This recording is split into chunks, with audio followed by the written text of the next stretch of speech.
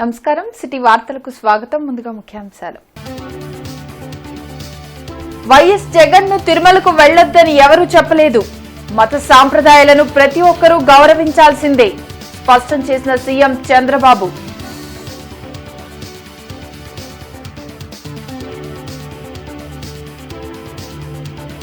గుంటూరును clean సిటీగా మారుస్తాం, పని చేయని వారిపై చర్యలు తప్పవు హెచ్చరించిన కేంద్ర సహాయ మంత్రి పెమ్మసాని.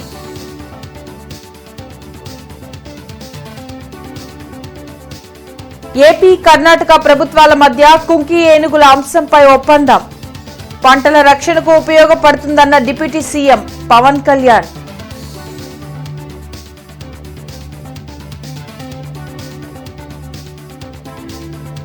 సమస్యల పరిష్కారంకు ఉండవల్లికి క్యూ కడుతున్న ప్రజలు, ప్రజా దర్బార్లో మంత్రి లోకేష్ వినతుల స్వీకరణ.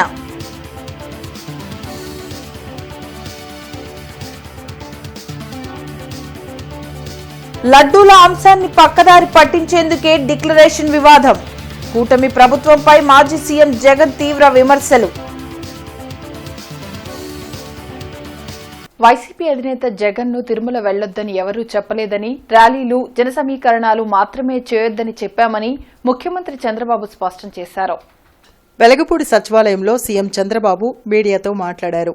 నోటీసులు ఇచ్చారు, వెళ్లకుండా అడ్డుకున్నారంటూ చేస్తున్న తప్పుడు ప్రచారాన్ని ఖండిస్తున్నట్లు చెప్పారు. జగన్ను వెళ్లొద్దని నోటీసులు ఇస్తే మీడియాకు చూపించాలని డిమాండ్ చేశారు. ఏ మతానికైనా కొన్ని సాంప్రదాయాలు ఉంటాయని, వాటిని ప్రతి ఒక్కరూ తప్పక పాటించాల్సిందేనని పేర్కొన్నారు. మాజీ ముఖ్యమంత్రి తిరుమలకు వెళ్లొద్దని ఎవరో చెప్పినట్టు మాట్లాడుతున్నాడు. వెంకటేశ్వర స్వామి మీద భక్తుండే ఏ భక్తుడైనా సరే వెంకటేశ్వర స్వామి దగ్గరికి పోయే అవకాశాలున్నాయి. ఇక్కడ ఎవ్వరు కూడా ఆయన పోవద్దని చెప్పలేదు. ర్యాలీలు జన సమీకరణలు చేయొద్దని చెప్పాం. ఇటీవల తిరుమల తిరుపతి దేవస్థానంలో జరిగినటువంటి పరిణామాల వల్ల భక్తుల మనోభావాలు దెబ్బతిన్నాయి. ఆయనకి ఏ సాకులు ఉన్నాయో నాకు తెలియదు పోకుండా ఉండడానికి, కానీ ఆయన ఏదో నిలిపేశారు, నోటీస్ ఇచ్చారని మాట్లాడుతున్నారు. కానీ షో ఎనీ నోటీస్? నేను స్ట్రైట్గా అడుగుతాను, నీకు నోటీసులు ఏమైనా ఇచ్చారా? నిన్ను వెళ్లవద్దని ఎవరన్నా చెప్పారా? ఇస్తే చూపేయండి మీడియాకి. గుంటూరు పశ్చిమ నియోజకవర్గంలో కేంద్ర సహాయ మంత్రి పెమ్మసాని చంద్రశేఖర్, ఎమ్మెల్యే గల్లా మాధవి పర్యటించారు. చుట్టుగుంట, ఏటగ్రహారం, హుస్సేన్ నగర్ తదితర ప్రాంతాల్లో కేంద్ర సహాయ మంత్రి పెమ్మసాని చంద్రశేఖర్, ఎమ్మెల్యే గల్లా మాధవి పర్యటించారు. డ్రైన్లు, రోడ్ల నిర్మాణం, ఇతర సమస్యలపై ఆరా తీశారు. ఇటీవల కురిసిన భారీ వర్షాలతో పలు ప్రాంతాలు నీట మునగడంతో సత్వర చర్యలపై కేంద్ర సహాయ మంత్రి పెమ్మసాని చంద్రశేఖర్, ఎమ్మెల్యే గల్లా మాధవి అధికారులకు పలు అంశాలపై దిశానిర్దేశనం చేశారు. డ్రైన్ల ఆక్రమణ వల్ల ఇబ్బందులు కలుగుతున్నాయని, వాటిని తొలగించి సమస్యలు పరిష్కరించేందుకు చర్యలు తీసుకోనున్నట్లు పెమ్మసాని తెలిపారు. త్వరలోనే శంకర్ విలాస్ ఫ్లైఓవర్ బ్రిడ్జ్ విస్తరణ పనులు ప్రారంభమవుతాయని స్పష్టం చేశారు. గుంటూరు నగరాభివృద్ధికి చర్యలు చేపడుతున్నట్లు ఎమ్మెల్యే గల్లామాధవి చెప్పారు. పశ్చిమ నియోజకవర్గంలో స్పెషల్ శానిటేషన్ డ్రైవ్ ను డివిజన్ల వారీగా నిర్వహించనున్నట్లు వివరించారు.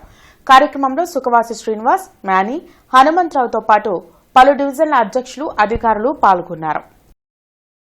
డివిజన్లో ఒక శానిటేషన్ స్పెషల్ డ్రైవ్ తీసుకొని అందులో కాలువల్లో పూడికలు కానీ లేకపోతే రోడ్డు మీద ఉన్నటువంటి ఇది కానీ మొత్తం క్లీన్ చేసే విధంగా ఒక డ్రైవ్ లాగా చేసి ఒక డివిజన్ని ఆదర్శమైనటువంటి డివిజన్ లాగా చేశారు ఒక 3 డేస్లో. అదే ఫార్ములాని మిగిలిన డివిజన్స్లో ఎలా పెట్టుకోవాలి, ఎలా ఎవ్రీ 3 to 4 డేస్కి అధికారులందరూ సమన్వయంతో ఎలా పనిచేసి గుంటూరుని ఒక క్లీన్ సిటీగా ఎలా చేయాలనే దాని మీద ఈరోజంతా మేము చర్చిస్తూ ఉన్నాం. ఒకటి, సరే మీరు అడిగారు కాబట్టి దీనికి మేము వచ్చిన వెంటనే ఇది గత 30 సంవత్సరాల నుంచి గుంటూరు ప్రజల తీరని కళ. దాన్ని ఎలా చేయాలనేది డిపిఆర్లు కానీ అన్నీ రెడీ చేసాము. లోకల్ ల్యాండ్ యూటిలైజేషన్స్ కానీ, ల్యాండ్ ప్రొక్యూర్మెంట్ కానీ ఇవన్నీ వర్క్ చేసి అన్నీ పంపించాం. నితిన్ గడ్కరీ గారు నాకు వర్బల్గా ప్రామిస్ చేశారు చేస్తున్నామని. అఫీషియల్గా సిగ్నేచర్ వచ్చాక బహుశా ఇంకో 1 to 2 వీక్స్లో వస్తుందని అనుకుంటున్నాను. ఏమీ అడ్డంకులు జరగకపోతే అవి వస్తే వర్క్ స్టార్ట్ అయిపోతుంది. బట్ ఎంత చేయాల్సిందంతా చేసాం మేము బ్యాక్గ్రౌండ్ క్లీన్ చేసి, అంటే ఎక్స్ట్రా సిబ్బంది అవసరమైనా కూడా క్లీన్ చేసి చూపించడం జరిగింది. అందరం పూనుకుంటే ఖచ్చితంగా గుంటూరు పశ్చిమ నియోజకవర్గం పరిశుభ్ర నియోజకవర్గం, పచ్చని నియోజకవర్గంగా మారితీరుతుంది.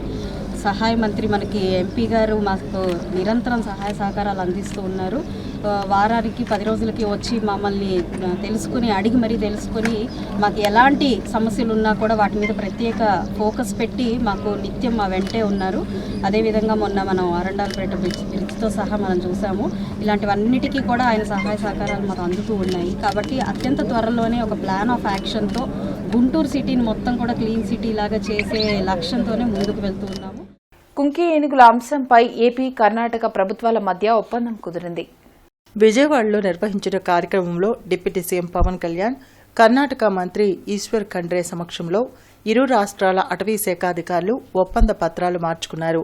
కర్ణాటక నుంచి ఏపీకి 8 కుంకి ఏనుగులు పంపేందుకు ఈ ఒప్పందం కుదిరింది. ఏపీ సరిహద్దు ప్రాంతాల్లోని పంట పొలాల్లోకి ఏనుగులు వచ్చి బీభత్సం సృష్టించడం వల్ల గిరిజనులు తీవ్రంగా నష్టపోతున్నారని పవన్ కళ్యాణ్ అన్నారు. వీటి నివారణ కోసం కుంకి ఏనుగులను తీసుకొస్తున్నట్లు తెలిపారు. సరిహద్దులోని అటవీ ప్రాంతాల్లో ఎర్రచందనం స్మగ్లింగ్ సమస్యను సంయుక్తంగా ఎదుర్కోవాల్సిన అవసరం ఉందన్నారు.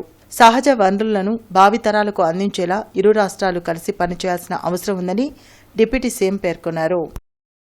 క్షేత్రస్థాయిలో మేము తిరిగినప్పుడు ఒకటి కీలకమైన అంశం ఏంటంటే, చిత్తూరులో కానీ మనకి మన్యం జిల్లాలో కానీ విజయనగరం, పార్వతీపురం ఇలాంటి చోట్ల ఏనుగులు పంట పొలాల్లోకి వచ్చి ధ్వంసం చేయటం, అలాగే కొంతమంది ప్రాణాలు కోల్పోవటం, గాయపడటం ఇవన్నీ జరిగిన సంఘటనలు. మీరు బయటికి తీసుకొచ్చారు వీటిని. అలాగే అనేక పర్యాయాలు నేను క్షేత్రస్థాయి పర్యటనలకు వెళ్ళినప్పుడు మా దృష్టికి తీసుకొచ్చారు గత కొద్ది సంవత్సరాలుగా. అంతకుముందు విన్నాను కానీ ప్రాక్టికల్గా చూశాను. నేను డిప్యూటీ సీఎంగా అటవీ పర్యావరణ శాఖ చేపట్టగానే నాకు మొట్టమొదటిగా చేయదలుచుకుంది పంట పొలాలని విధ్వంసం చేస్తున్న ఈ ఏనుగు సమస్యను ఎలా తీర్చాలని అడిగితే, ఇలాంటి బాగా ఎదుర్కోగలిగే సత్తా సమర్థత కర్ణాటక అటవీ శాఖకు ఉంది. మనం వాళ్ళని అప్రోచ్ చేసి కొంత సహాయం చేసే అవకాశాలు ఉన్నాయన్నారు. ఉండవల్లిలోని తన క్యాంప్ కార్యాలయంలో మంత్రి నారా లోకేష్ ప్రజా దర్బార్ నిర్వహించారు. మంగళగిరి నియోజకవర్గంతో పాటు రాష్ట్ర నలుమూలల నుంచి ప్రజలు వచ్చి తమ సమస్యలు పరిష్కరించాలంటూ మంత్రికి వినతి పత్రం అందించారు. స్వయంగా బాధితుల సమస్యలను తెలుసుకున్న లోకేష్ వాటి పరిష్కారంకు తగు చర్యలు తీసుకుంటామని భరోసా కల్పించారు. ఆరోగ్య సమస్యలు, ఉపాధి అవకాశాలు, సంక్షేమ పథకాల అమలుపై ఎక్కువగా వినతులు అందాయి. గుంటూరు ప్రభుత్వాసుపత్రిని కూటమి ప్రభుత్వం అన్ని విధాలా అభివృద్ది చేస్తుందని కేంద్ర సహాయ మంత్రి పెమ్మసాని చంద్రశేఖర్ అన్నారు. కలెక్టరేట్లో హాస్పిటల్ అభివృద్దిపై అధికారులతో పెమ్మసాని సమీక్షించారు. ఎమ్మెల్యే రామాంజనేయులతో పాటు collector Nagalakshmi, GGH superintendent doctor Kiran Kumar, ఇతర ఉన్నతాధికారులు పాల్గొన్నారు. హాస్పిటల్లో నూతన భవనాల నిర్మాణానికి దాతలు ముందుకు వస్తున్నారని పెమ్మసాని తెలిపారు. ల్యాబ్ టెస్టులు బయటకు రాస్తే వారి జీతం కట్ చేస్తామని పెమ్మసాని హెచ్చరించారు. 10 కోట్ల రూపాయలతో పొదిలి ప్రసాద్ గారు ఎక్స్టెన్షన్ చేస్తానికి ముందుకొచ్చారు. అది ఇప్పుడు ఉన్నటువంటి 2 బ్లాక్స్ కాకుండా ఇంకొక 2 ఫ్లోర్స్, ఇంకో 2 ఫ్లోర్స్ ఎక్స్ట్రా వేయడానికి ఆయన ముందుకొచ్చారు. మీకు తెలుసు పొదిలి ప్రసాద్ గారు ఎప్పటి నుంచో హాస్పిటల్లో ఇన్వాల్వ్ అయి ఉన్నారు. They continue to do good job. తర్వాత ఇంకొకటి వాళ్ళు పేరు చెప్పడానికి ఇష్టపడటం లేదు కానీ మెడికల్ ఐసీయూకి 4 కోట్ల రూపాయలు ఖర్చు పెట్టి ఇంకో 100 ఐసీయూ బెడ్లు చేయడానికి ముందుకొచ్చారు వాళ్ళు కూడా. అవి కూడా వర్క్లు ఇమీడియట్గా స్టార్ట్ చేస్తాం. ఇవి కాకుండా మీరు నాట్కో వాళ్ళు ఎక్స్ట్రా బిల్డింగ్ అది త్వరలో శంకుస్థాపన చేయబోతా ఉన్నాం. అది ఒక పెద్ద బిల్డింగ్ అవబోతా ఉంది. ఇవన్నీ కాకుండా కూడా చాలా ఇష్యూస్ ఉన్నాయి. ఒకటి, అక్కడక్కడ పోస్ట్ గ్రాడ్యుయేట్ డాక్టర్స్ కానీ కొంతమంది డాక్టర్స్ కానీ ఇంకా ప్రైవేట్ ల్యాబులకి టెస్టులు రాస్తూ ఉన్నారు. కమిటీలో ఇప్పుడు ఒక రిజల్యూషన్ తీసుకున్నది ఏంటి అంటే, ఇలా గనక చేస్తే కంప్లైంట్లు గనక వస్తే వాళ్ళ శాలరీలో ప్రైవేటు వాళ్ళకి కట్టిన బిల్లు కట్ చేయాలని నిర్ణయించాం. సో డాక్టర్లు కానీ ఇంకొకళ్ళు కానీ దయచేసి మీరు పేద ప్రజల దగ్గర గవర్నమెంట్ హాస్పిటల్లో ఉండేటువంటి టెస్టుల్ని బయటికి రాయవద్దు. గుంటూరు తూర్పు నియోజకవర్గంలో పలు అభివృద్ది కార్యక్రమాలు చేపట్టారు. 12వ డివిజన్లో 50 లక్షల రూపాయల వ్యయంతో చేపట్టనున్న నూతన పైప్ లైన్ ఏర్పాటుకు ఎమ్మెల్యే నసీర్ భూమి పూజ చేశారు. నియోజకవర్గంలో ప్రజలకు సురక్షిత మంచినీటిని సరఫరా చేయాలనే లక్ష్యంతో కూటమి ప్రభుత్వం పనిచేస్తుందని నసీర్ తెలిపారు. అన్ని డివిజన్లలో మౌలిక సదుపాయాల కల్పనకు చర్యలు చేపట్టామని చెప్పారు. గుంటూరు నగర పాలక సంస్థ ఆధ్వర్యంలో తూర్పు నియోజకవర్గంలో పేదలు మధ్యతరగతి ప్రజలు నివసించేటువంటి ప్రాంతంలో ప్రతి ఒక్కరికి కూడా సురక్షితమైనటువంటి మంచినీరు అందించాలనే ఆలోచనతో దాదాపు 50 లక్షల వ్యయంతో 1150 మీటర్స్ పైప్ లైన్ ఏర్పాటు చేసేటువంటి కార్యక్రమానికి ఈరోజు శంకుస్థాపన చేయడం జరిగింది. ముఖ్యంగా చంద్రబాబు నాయుడు గారు చెప్పినటువంటి విధంగా గతంలో గుంటూరు నగరంలో అనేక ప్రాంతాల్లో కలుషితమైనటువంటి నీరు సరఫరా కావడంతో అనేక మంది డయేరియా బారిన పడి ప్రాణాలు పోగొట్టుకున్నటువంటి పరిస్థితులు. ఈరోజు అందుకని ప్రతి ఒక్క అంశం మీద కూడా కూటమి ప్రభుత్వం ఏర్పడ్డ తర్వాత అధికారులను అప్రమత్తం చేస్తూ అవసరమైనటువంటి ప్రతి ఒక్క కార్యక్రమాన్ని కూడా యుద్ధ ప్రాతిపదికన ప్రజలను దృష్టిలో పెట్టుకొని ప్రతి ఒక్కరికి కూడా సురక్షితమైనటువంటి నీరు అందించాలనే ఆలోచనతో ఈరోజు ఈ కార్యక్రమాన్ని తీసుకోవడం. లడ్డూ అంశాన్ని పక్కదారి పట్టించేందుకే డిక్లరేషన్ అంశాన్ని తీసుకొచ్చారని మాజీ సీఎం జగన్ ధ్వజమెత్తారు. తిరుమల పర్యటన రద్దు అనంతరం మాజీ సీఎం జగన్ తాడేపల్లిలోని క్యాంప్ కార్యాలయంలో మీడియాతో మాట్లాడారు. తిరుమల పవిత్రతను, శ్రీవారి ప్రసాదాన్ని రాజకీయం చేస్తున్నారని ఆరోపించారు. గతంలో అనేకసార్లు తిరుమల వెళ్లి స్వామివారిని దర్శించుకున్నానని, గుడికి వెళ్లే వ్యక్తిని నీది ఏ మతం అని అడగడం సరికాదని జగన్ వ్యాఖ్యానించారు. నేను అడుగుతా ఉన్నా, నా మతం ఏమిటి అని అడుగుతా ఉన్నారు. 4 గోడల మధ్య నేను బైబిల్ చదువుతాను, తప్పేముంది? బయటికి పోతే హిందూ సాంప్రదాయాలను నేను అనుసరిస్తాను, గౌరవిస్తాను. బయటికి పోతే ఇస్లాంను అనుసరిస్తాను, గౌరవిస్తాను. బయటికి పోతే సిక్కిజంను అనుసరిస్తాను, సిక్కిజంను నేను గౌరవిస్తాను. నా మతం ఏమిటని అడుగుతా ఉన్నారు. నా మతం మానవత్వం. డిక్లరేషన్లో రాసుకుంటానేమో రాసుకుంటా. తమ సమస్యలు పరిష్కరించాలని డిమాండ్ చేస్తూ సివిల్ సప్లైస్ ముఠా కార్మికులు ఏఐటీయూసీ ఆధ్వర్యంలో ఆందోళనలు కొనసాగిస్తున్నారు. ఆర్టీసీ బస్టాండ్ సమీపంలో సివిల్ సప్లైస్ గోదాం వద్ద మెరుపు సమ్మె నిర్వహించారు. కూలీ రేట్ల అగ్రిమెంట్ ముగిసి 9 నెలలు గడుస్తున్నా కొత్త జీవో విడుదల కాలేదని ఏఐటీయూసీ నేత వెలుగురి రాధాకృష్ణమూర్తి తెలిపారు. కార్మికుల సమస్యల పరిష్కారంపై కూటమి ప్రభుత్వం దృష్టి సారించాలని సూచించారు. సివిల్ సప్లైస్ ముఠా కార్మికుల సమస్య పరిష్కారం అయ్యే వరకు దశలవారీగా ఆందోళన కొనసాగిస్తామని చెప్పారు. గత 9 మాసాలుగా అంతకుముందు చేసుకున్నటువంటి వేతన ఒప్పందం, కూలీ రేట్ల ఒప్పందం సమసిపోయింది. దాని తర్వాత మళ్ళీ అగ్రిమెంట్ చేసుకోవాల్సి ఉంది.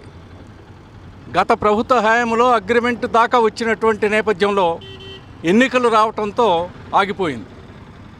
ఈ ప్రభుత్వం వచ్చిన తర్వాత సివిల్ సప్లైస్ హమాలీ కార్మికులకు సంబంధించినటువంటి కార్మిక సంఘాల నేతలు, ప్రధాన కార్యదర్శి, డిప్యూటీ జనరల్ సెక్రటరీ, ప్రెసిడెంట్ అందరూ, దీనికి సంబంధించినటువంటి నాయకులు అనేక సార్లు సివిల్ సప్లైస్ హమాలీస్కు సంబంధించినటువంటి సమస్యల పరిష్కారం చేయాలని, వేతన రేట్లు పెంచాలని డిమాండ్ చేస్తూ అనేక సార్లు రిప్రజెంట్ చేయటం జరిగింది, కలవటం జరిగింది. వారికి విన్నపాలు, విజ్ఞాపనలు ఇవ్వటం జరిగింది అధికారులకి. కానీ నిమ్మకు నీరెత్తి ఉన్నారు తప్ప వాటిని పరిష్కారం చేయడానికి ఏమాత్రం కూడా వాళ్ళు ముందుకు రావటం లేదు. ఎడ్లపాడు మండలం వంకాయలపాడులోని డాక్టర్ బిఆర్ అంబేద్కర్ గురుకుల పాఠశాలను ఎమ్మెల్యే ప్రత్తిపాటి పుల్లారావు ఆకస్మిక తనిఖీ చేశారు. ప్రభుత్వ వసతి గృహాల్లో మెనూ ప్రకారం ఆహారం అందించాలని అధికారులను ఎమ్మెల్యే ప్రత్తిపాటి పుల్లారావు ఆదేశించారు. నాణ్యమైన ఆహారంతో పాటు నెల రోజుల్లోపు విద్యార్థుల హాస్టల్లో ఉన్న సమస్యలని పరిష్కరించాలని స్పష్టం చేశారు. అన్నం, కూరలను స్వయంగా పరిశీలించారు. ప్రభుత్వ మెనూ ప్రకారం ప్రతిరోజు విద్యార్థులకు అందించాలని ఆదేశించారు. ప్రిన్సిపాల్, వైస్ ప్రిన్సిపాల్ కు ప్రభుత్వం కేటాయించిన క్వార్టర్స్లోనే ఉండి విద్యార్థుల సంరక్షణ చూడాలని సూచించారు. పాత ప్రభుత్వం వాసనలుంటే అధికారులు వెంటనే వదిలించుకోవాలని, భోజనం నుంచి బోధన సౌకర్యాల వరకు ఎక్కడా లోటు రానివ్వకుండా హాస్టళ్లను ఆదర్శంగా తీర్చిదిద్దడమే తమ ప్రభుత్వ సంకల్పమన్నారు. హిందూ ధర్మం గురించి మాట్లాడే నైతిక అర్హత మాజీ సీఎం జగన్ కు లేదని బ్రాహ్మణ చైతన్య వేదిక రాష్ట్ర అధ్యక్షులు సిరిపురపు శ్రీధర్ అన్నారు. బ్రాడిపేటలోని వేదిక రాష్ట్ర కార్యాలయంలో సనాతన ధర్మ పరిరక్షణ జేఏసీ నాయకులతో కలిసి సిరిపురపు శ్రీధర్ మీడియాతో మాట్లాడారు. జగన్ తిరుమల వెళ్లిన ప్రతిసారి హిందూ సంఘాలు డిక్లరేషన్పై సంతకాలు చేయాలని గగ్గోలు పెట్టిన విషయం వాస్తవం కాదా అని ప్రశ్నించారు. గత 5 ఏళ్లలో హిందూ దేవాలయాల్లో అనేక అపచారాలు జరిగాయని, వాటిపై జగన్ ఎందుకు మాట్లాడలేదని నిలదీశారు. అట్లానే ముస్లిం మత సాంప్రదాయాల్లో కూడా అటువంటి పద్ధతి ఉంది.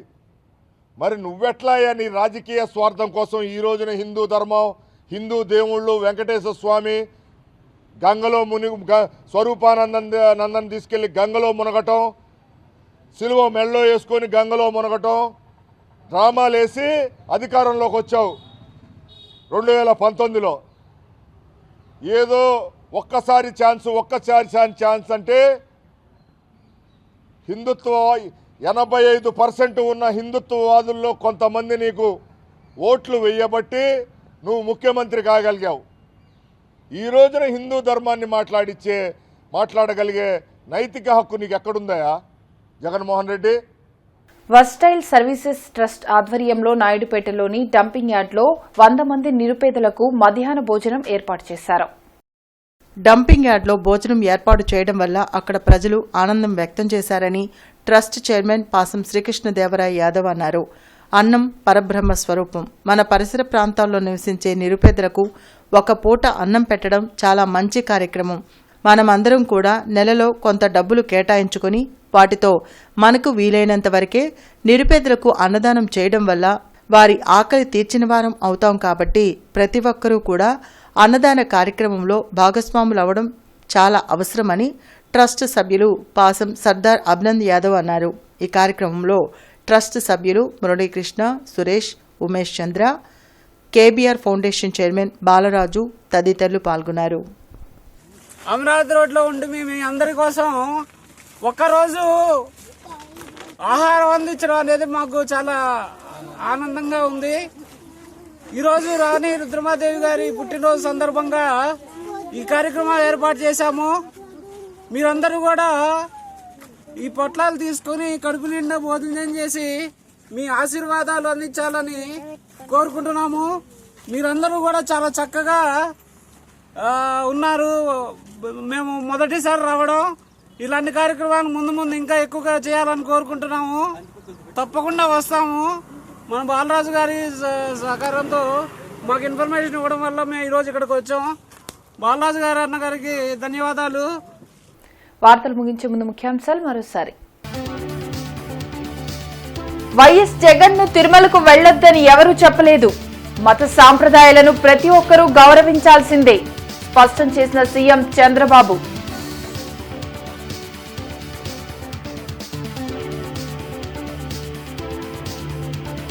గుంటూరును క్లీన్ సిటీగా మారుస్తాం, పని చేయని వారిపై చర్యలు తప్పవు హెచ్చరించిన కేంద్ర సహాయ మంత్రి పెమ్మసాని.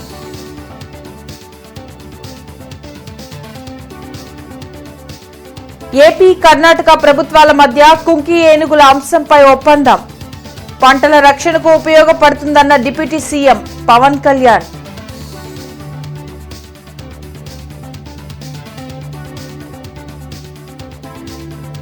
సమస్యల పరిష్కారంకు ఉండవల్లికి క్యూ కడుతున్న ప్రజలు, ప్రజా దర్బార్లో మంత్రి లోకేష్ వినతుల స్వీకరణ.